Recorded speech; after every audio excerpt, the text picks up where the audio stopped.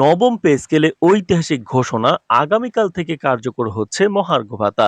তো দর্শক, আজ আমার দেশ পত্রিকায় প্রকাশিত গুরুত্বপূর্ণ প্রতিবেদনটি সম্পূর্ণ দেখুন। ভিডিওর শুরুতেই চ্যানেলটি সাবস্ক্রাইব করে রাখুন মহার্ঘ ভাতা এবং নবম পে স্কেলের সকল গুরুত্বপূর্ণ আপডেট সবার আগে পেতে। তো দর্শক, দেশের সরকারি চাকরিজীবীদের দীর্ঘ প্রতীক্ষার অবসান ঘটল।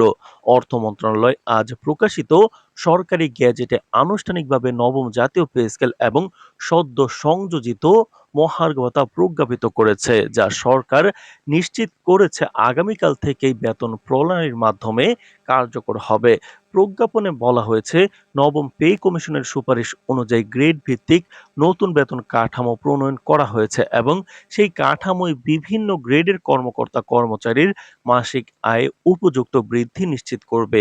প্রজ্ঞাপনে উল্লেখ আছে যে এই বৃদ্ধি ধাপে ধাপে বাস্তবায়িত হবে, যাতে বেতন লিপিকরণ ও পে রোল ব্যবস্থাপনায় সমন্বয়ের কোনো বিঘ্ন না ঘটে।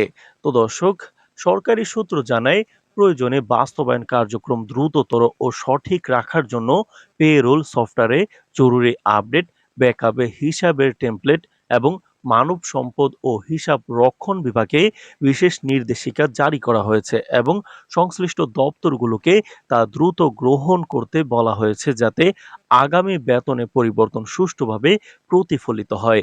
এই ঘোষণার ফলে দীর্ঘদিন ধরে মূল্যস্ফীতি ও জীবনযাত্রার ব্যয়ে কষ্ট পেরিয়ে আসা বহু সরকারি চাকরিজীবীর দৈনন্দিন জীবনে তাৎক্ষণিক স্বস্তি আসার প্রত্যাশা বেড়েছে। বিশেষত নিম্ন ও মধ্যম স্তরের গ্রেডে থাকা কর্মচারীরা এই বৃদ্ধি থেকে সরাসরি উপকৃত হবেন অভ্যন্তরীণ সরকারি বিশ্লেষণে ধারণা করা হচ্ছে। তো দর্শক, ভিডিওটির এই মুহূর্ত পর্যন্ত যারা দেখছেন, চ্যানেলটি সাবস্ক্রাইব করে ভিডিওটি কন্টিনিউ করুন পরবর্তীতে মহার্ঘ ভাতা এবং নবম পে স্কেল সংক্রান্ত সকল আপডেট সবার আগে পেতে। তো দর্শক, একই সঙ্গে পেনশনভোগী ও সশস্ত্র বাহিনীর অনেক সদস্য জানিয়েছেন যে মহার্ঘ ভাতা পেনশনে প্রয়োগ করা হলে নবীন কর্মচারীরাও উল্লেখযোগ্য সহায়তা পাবেন। সরকারি কর্মচারী সংগঠনগুলোর শীর্ষ নেতারা প্রজ্ঞাপনকে স্বাগত জানিয়েছেন এবং বলেছেন, বাস্তবায়নে কোনো ধরনের অনির্দিষ্টতা বা বিলম্ব ছাড়া প্রতিটি দফতরে সমন্বিতভাবে নির্দেশনা অনুসরণ করা হোক। প্রয়োজনে তারা প্রয়োগ জোরদারে প্রশাসনিক, সাংগঠনিক ও জনমতগত চাপ প্রয়োগের প্রস্তুতিও রাখছেন। অর্থ মন্ত্রণালয়ের এক শীর্ষ কর্মকর্তা সংবাদ কর্মীদের জানিয়েছেন যে এই অতিরিক্ত ব্যয় সমন্বয়ের জন্য রাজস্ব প্রবাহ ও বাজেট কাঠামো পুনর্মূল্যায়ন করা হবে।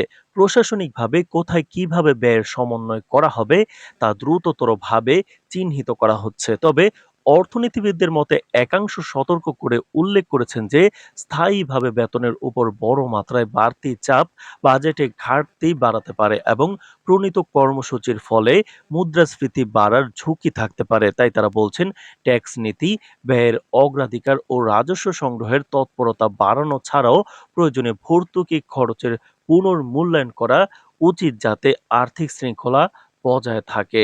তো দর্শক, সরকারি অর্থনীতিবিদরা উন্নয়নের ইতিবাচক প্রভাবও দেখিয়েছেন। বেতন বাড়ার ফলে অভ্যন্তরীণ চাহিদা বাড়বে, খুচরা বাজার ও পরিষেবা খাতে খরচ বাড়লে অর্থনীতির চাকা সম্প্রসারিত হবে। তবে তা সুরক্ষিত রাখতে মুদ্রানীতি ও রিজার্ভ ব্যবস্থাপনায় সচেতন পদক্ষেপ নেওয়া দরকার।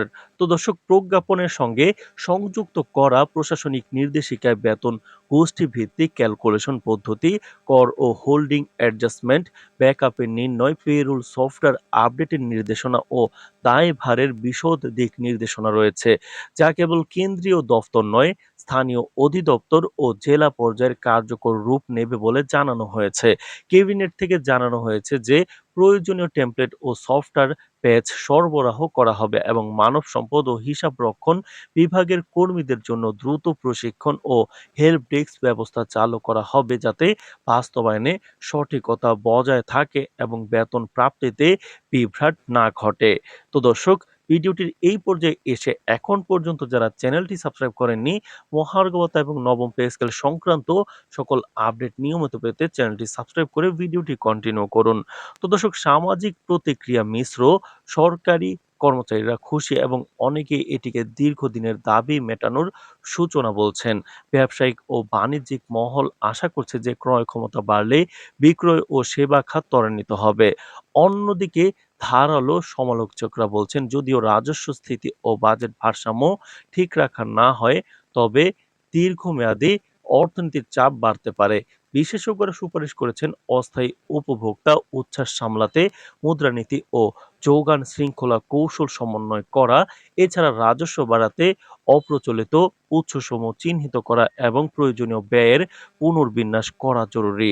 তো দর্শক, সূত্র মতে প্রজ্ঞাপন জারির সাথে সাথেই সংশ্লিষ্ট সব দপ্তরে আজই নির্দেশনা পাঠানো হবে এবং আগামীকাল থেকে প্রতিটি সরকারি সংস্থা, দপ্তর ও জেলা অফিস তাদের মানব সম্পদ ও হিসাব রক্ষণ বিভাগে নতুন কাঠামো বাস্তবায়ন শুরু করবে। ফলে সরকারি কর্মচারীরা আগামী বেতন প্রাপ্তিতেই নবম পে স্কেল ও মহার্ঘ ভাতার সুফল পাবেন। সরকারের নজরে আছে যে বাস্তবায়নকালে কোনো বিভ্রাট বা অনিয়ম দেখা দিলে তা দ্রুত সমাধান করা হবে এবং প্রয়োজনীয় কারিগরি সহায়তা ও প্রশাসনিক নিয়ন্ত্রণ ব্যবস্থা সক্রিয় রাখা হবে। তো দর্শক, ভিডিওটির এই মুহূর্ত পর্যন্ত যারা দেখছেন, চ্যানেলটি সাবস্ক্রাইব করে রাখুন। পরবর্তীতে মহার্ঘ ভাতা এবং নবম পে স্কেল সংক্রান্ত সকল গুরুত্বপূর্ণ আপডেট আমরা নিয়মিত জানাবো। আজ এ পর্যন্তই, ধন্যবাদ।